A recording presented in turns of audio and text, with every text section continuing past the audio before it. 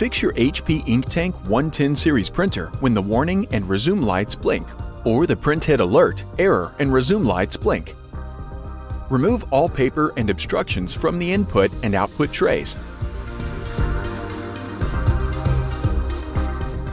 With the printer powered on, disconnect the power cord from the printer and outlet.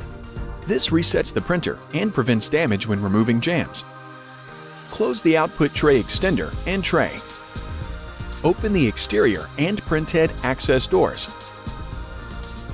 Without touching the blue latch, slide the carriage to the far left and right, removing any obstructions in the carriage path or against the far walls. Close the printhead access door and exterior door, and then lower the input tray. On the bottom of the printer, push the two tabs on the clean-out door to open it and then remove any obstructions. Push the clean-out door to snap it back into place. Reconnect the power cord to the printer and directly into a wall outlet, and the printer turns on automatically.